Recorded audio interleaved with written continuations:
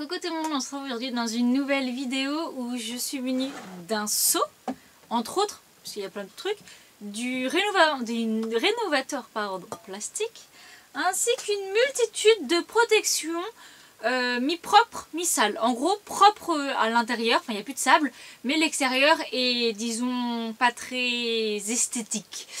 Du coup, aujourd'hui, la mission, ça va être de les rendre jolis. Dans un premier temps, j'ai de l'eau pour vraiment genre les enlever la saleté, le sable collé, tout ça. Et en deuxième, du rénovateur plastique pour leur redonner du coup leur couleur d'origine. Avec du coup des petits chiffons parce que je laisse pas sécher seul, sinon ça fait des traces blanches, c'est pas joli. Et du coup on va y aller.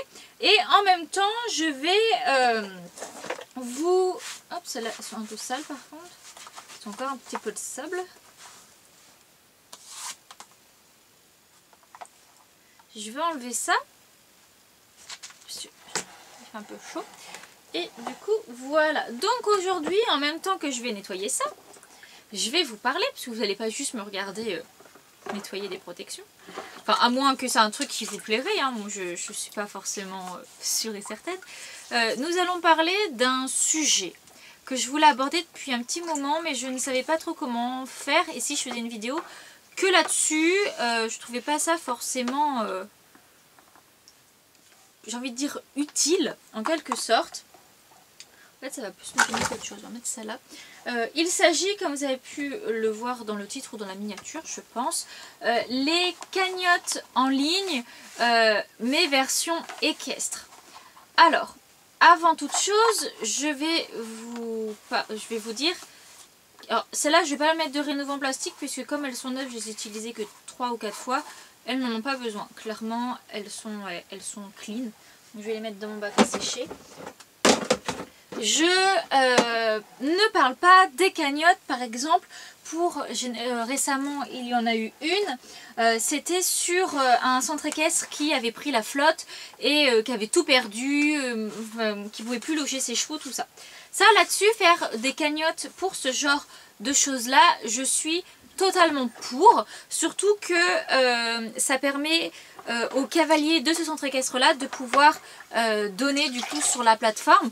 Puisque voilà, il y a d'autres personnes qui peuvent donner, mais aussi du coup les personnes qui sont de base dans ce centre équestre là. Donc voilà, je trouve ça pas mal, c'est un moyen de soutenir sans... par exemple pour les personnes qui ne montent pas à cheval, mais par exemple qui sont dans la région, ils peuvent soutenir sans forcément voilà, prendre un abonnement ou quelque chose comme ça. Donc par rapport à ça, clairement je trouve ça plutôt pas mal en fait, tu vois, ça permet d'aider. Et puis c'est des personnes là qui pour le coup en ont réellement besoin et tu peux pas savoir à l'avance que ce genre de choses va arriver. Donc généralement t'as pas d'argent de côté, c'est un peu compliqué. Pour tout ça du coup je suis entièrement d'accord.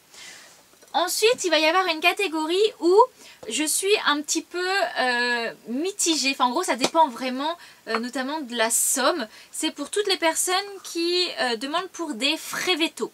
Ça dépend. Alors, il y a les personnes, enfin, il y a les chevaux qui ont besoin de frais vétos. Par exemple, c'est un bruit bizarre. Par exemple, par exemple, une opération ou un truc ultra lourd. Mais il faut, entre guillemets, je trouve que ce soit genre vital pour le cheval et que ce soit vraiment des sommes exorbitantes que tu dis c'est vrai que du coup son cavalier, son propriétaire ne peut pas se permettre de mettre une telle somme pour l'opération de son cheval et du coup il demande du soutien, surtout quand c'est des personnes, des personnalités équestres on va dire du monde d'Instagram, de YouTube, de quelque chose comme ça. Tu peux dire qu'il a une communauté et du coup il demande gentiment à sa communauté, ou gentiment ou pas, je sais pas pourquoi j'ai rajouté gentiment, qui demande à sa communauté du coup de l'aider. Voilà, pour tout ce genre de choses là je suis un petit peu mitigée, mais voilà, moi personnellement je n'ai pas aidé dans des cagnottes puisque je n'ai pas un revenu ni de l'argent qui... Oui, tu veux venir pour la vidéo? Viens. C'est mon chat.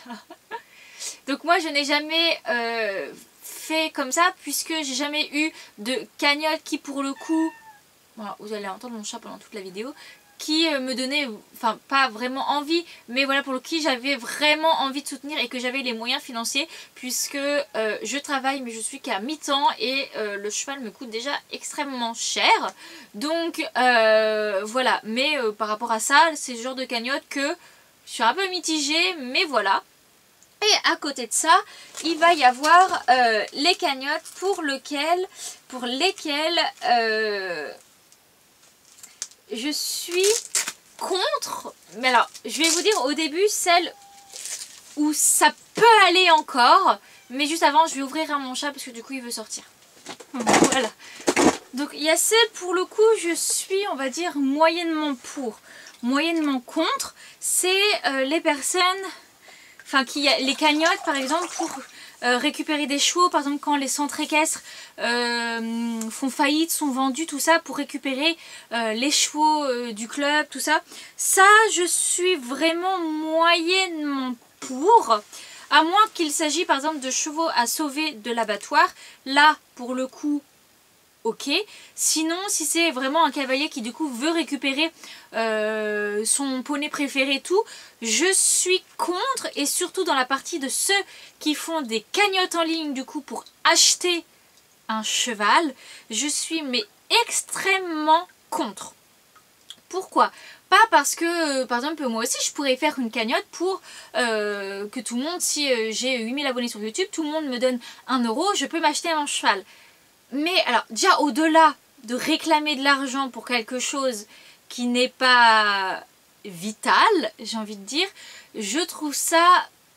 je ne comprends pas. Tout le monde va donner de l'argent. Tu vas voir la cagnotte qu'il te faut, tu vas t'acheter ton cheval. Mais si toi-même tu n'as pas l'argent pour acheter ton cheval, tu n'as pas l'argent pour t'en occuper. Pour payer la pension, pour payer la nourriture, le maréchal, le veto. Parce que acheter un cheval, tu as beaucoup de frais qui vont à côté. Si tu achètes un grand cheval de sport, tu vas l'acheter, admettons, 12-15 000 euros. Tu peux te dire, oui, c'est extrêmement cher, la pension va te coûter moins cher. Par mois, ton cheval va te coûter moins cher que 15 000. Tout additionné, ton cheval va te coûter énormément d'argent, surtout si tu comptes la première année, en additionnant du coup le coût de l'année avec le prix de ton cheval. Surtout si tu fais une visite veto, si tu le fais venir à ton écurie, ça coûte extrêmement cher. Et il suffit que ton cheval fasse, par exemple si tu payes en plus une assurance, il suffit que ton cheval par exemple fasse une petite tendinite, un tout petit truc, et voilà, il suffit que ce soit par exemple un dimanche soir. Tu payes le veto ultra cher parce qu'il se déplace un dimanche soir, un jour férié. Enfin, il y a plein de trucs comme ça où il faut absolument avoir une grosse épargne, on va dire, pour quelconque problème avec son cheval. Et voilà, les personnes qui, du coup, font des cagnottes pour acheter un cheval, alors soit, comme j'ai dit, c'est leur chouchou de centre équestre, tu te dis, bon, en plus, c'est pas des chevaux très onéreux normalement. Mais moi j'ai déjà vu une cagnotte d'une meuf, c'était sur YouTube mais c'était pas une chaîne équestre, en gros c'est une chaîne normale avec la fille qui fait quelques vidéos équestres, qui a très clairement fait une cagnotte en ligne parce qu'elle avait vu sur Le Bon Coin une petite trotteuse je crois, ou un trotteur je ne sais plus, qui physiquement, au niveau de tout, pouvait lui correspondre, qui était à 2000 quelque chose comme ça. Et elle a fait une cagnotte et tout le monde a participé parce que, oh bah oui, nous on l'aime beaucoup, cette youtubeuse, tout ça. Et puis on va lui faire une cagnotte pour qu'elle ait son cheval. Mais en fait, genre, c'est-à-dire que le jour où elle va avoir un problème d'ordre de santé avec son cheval, qui va nécessiter, je sais pas, par exemple, une petite facture de 500 euros. 500 euros, normalement tu es censé pouvoir les sortir de ta poche, pas demander à des gens de payer une facture de 500 euros. Mais je suis sûre que cette personne-là va le faire, vu qu'elle n'a pas les moyens déjà de base de s'acheter son cheval. Et ça c'est encore un truc, on va dire oui mais il n'y a que les riches qui peuvent s'acheter un cheval. Pour le coup, bah plus ou moins je suis d'accord avec cette phrase qui pourrait être vue très négativement. Avoir un cheval, on peut pas dire je veux un cheval même si entre guillemets je suis pauvre, puisque ça paraît être égoïste envers le cheval. Le cheval, il faut que tu sois sûr que tu puisses lui offrir le meilleur qu'il a besoin. Si tu veux, par exemple, tu peux... Parce que je ne veux pas... Par exemple, moi, je ne veux pas m'acheter un cheval là maintenant. De me dire, j'ai le moyen de l'acheter, j'ai les moyens de lui payer la pension. Bon, par contre, si jamais par exemple il a mal quelque part, je peux pas faire venir l'ostéo, hein, parce que j'ai pas l'argent pour payer l'ostéo, je sais pas compris dans mon budget du mois. Mais en fait, dans ce cas-là, je ne veux pas de cheval. Je ne préfère ne pas avoir un cheval que d'avoir un cheval qui a la moitié des soins partiellement parce que bah l'ostéo, attends, ça coûte cher, il va pas en avoir, je vais pas le faire venir. Et ça, c'est le genre de truc que voilà, c'est... Voilà, et je ne comprends pas les personnes qui, du coup, je trouve ça entre guillemets très égoïste. Peut-être que cette fille-là n'aura jamais vraiment de frais veto et pour le coup, ça ira. Mais je vois tellement de propriétaires qui galèrent financièrement. Et encore, c'est des propriétaires qui ont acheté eux-mêmes leurs chevaux, qui avaient de l'argent de côté. Mais leur cheval a fait pas mal de problèmes, enfin voilà, problèmes de santé sur problèmes de santé, voilà. Et qui ont du mal financièrement à gérer tout ça, alors que c'est des personnes qui du coup quand elles ont acheté leur cheval avaient mis de côté et étaient sûres de pouvoir s'en sortir. Donc ça c'est le genre de truc que je suis pas pour. Donc en gros voilà, pour résumer, je suis pour les cagnottes où tu as où il y a un réel besoin entre guillemets dans l'urgence et des trucs qui sont vraiment des sommes énormes. Où là du coup c'est compliqué de sortir cet argent là. Voilà, quand il y avait par exemple le Covid, il y avait pas mal de choses, enfin avec le confinement, parce que le Covid est toujours, le premier confinement pour aider les structures, mon centre équestre a fait une cagnotte, j'y ai participé. Puisque du coup pendant ces 2 mois et demi je crois, pas de cours, pas de concours, les chevaux ils continuaient de manger, enfin il y avait tous les frais continuaient, ils avaient plein de sorties d'argent mais pas de rentrée d'argent. Comme moi du coup, bah, j'ai pas payé 2 mois de cours, puisque je n'ai pas monté, j'ai donné un peu. Ça c'est la seule cagnotte pour le coup que j'ai participé. Donc ça là pour le coup je suis voilà complètement d'accord. Quand c'est des frais, par exemple quand ce sont des opérations lourdes, quelque chose qui n'était pas prévu de base et prévisible, ça moi pour le coup je suis d'accord. Mais les personnes qui font des cagnottes pour par exemple des trucs, mais des fois mais des trucs tout bêtes, ça pour le coup je ne suis pas d'accord. Enfin quand moi je suis en train de me faire du coup je suis en train de prendre une paire de guêtres, on va prendre celle-là, qui suis en train plus ou moins de me faire un budget par mois que pourrait me coûter un futur cheval. Je sais que là financièrement je pourrais payer la pension, mais pas plus en fait. Je ne pourrais pas me payer ou alors si, je pourrais me payer des cours, des concours, le veto par exemple une fois par mois, mais à côté de ça je peux plus manger. Donc voilà, mais comment le but c'est que le jour où j'ai mon cheval, c'est que je puisse être capable dans le mois de payer la pension, cours ou concours, bon ça c'est surtout les concours c'est du plus, mais au moins les cours, et que je peux me dire par exemple je peux mettre, je sais pas, admettons 100 € en me disant ça par exemple c'est pour du plus. Par exemple mon cheval, un truc tout bête, hein, il me casse son filet, ou il a besoin de voir l'ostéo, ou il y a le vaccin, ou alors je l'ai trouvé bizarre, je vais demander au veto de venir. Des choses toutes bêtes, mais pour moi tu dois toujours pouvoir mettre plus que le prix de la pension, le prix des cours, le prix des concours, voilà, quelque chose que pour être sûr. Mais enfin, moi ça me ferait, je ne pourrais pas me dire j'achète mon cheval et si j'ai un problème, j'ai 8000 abonnés sur YouTube, je vais leur demander de financer. Genre je pourrais pas. Et puis même personnellement c'est une fierté de dire que mon cheval par exemple je vais l'acheter seule, moi-même avec mon argent, et je vais aussi du coup m'en occuper de A à Z seule. Par contre, voilà, je suis pas sans faire, par exemple, si mon cheval il a besoin d'une opération ou d'un truc vraiment spectaculaire, un jour demander à ma communauté de m'aider un petit peu financièrement. Mais le truc c'est, au-delà, si un jour je le fais, jamais je ne demanderai la facture entière du veto. Ça c'est quelque chose que j'aurais du mal, mais que certaines personnes n'ont vraiment pas de mal à aller demander de l'argent. Et voilà, ça c'est quelque chose, les personnes qui ont des factures, il y en a qui ont des factures jusqu'à 5, 6, 7 000 euros hors opération, quand tu cumules les venues du veto, les examens, les prises de sang, ces trucs-là. Là, pour le coup, je suis complètement d'accord. Tu peux pas sortir 5, 6, 7 000 euros en un mois. Genre, ou alors c'est que tu as vraiment beaucoup de côté, mais après, tu n'as plus rien. Il faut que ton choix, il lui arrive plus grand-chose.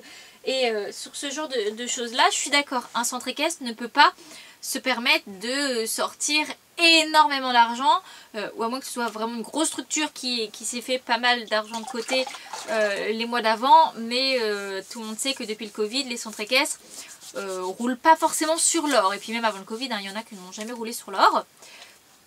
Donc ce genre de choses là je suis d'accord, mais enfin voilà, moi c'est par principe, je n'irai pas réclamer comme ça de l'argent. Vas-y, j'ai envie d'un cheval, payez-le moi. À la limite, tu demandes ça à tes parents, pas à des abonnés, à des inconnus, genre c'est un petit peu chaud quand même.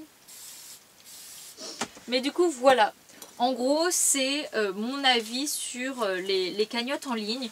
Donc vraiment, il y a des bonnes raisons, je trouve, et des raisons complètement stupides. Je crois que c'est le mot que j'ai envie d'utiliser, des cagnottes stupides. Par exemple, pour reparler des cagnottes pour sauver des chevaux de l'abattoir. Ça, c'est quelque chose, généralement, c'est dans l'urgence. Tu as très peu de temps pour le faire. Donc, tu ramasses de l'argent et tout, tu récupères le cheval, et à partir de là, tu vois qui va le récupérer, où est-ce que tu le places, tout ça. Ça, pour le coup, je suis d'accord. Mais vraiment, par exemple, là, je me vois... Enfin... Ouais, non. De me dire, par exemple, là, vas-y, j'ouvre mon ordinateur et puis je vais mettre une cagnotte en ligne pour m'acheter un cheval. Bah, non. Enfin, genre, ça m'est jamais venu à l'idée.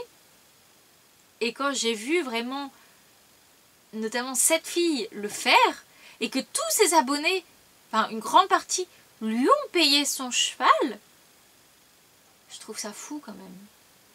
Enfin, je sais pas, à la limite, moi j'ai envie de participer à une cagnotte.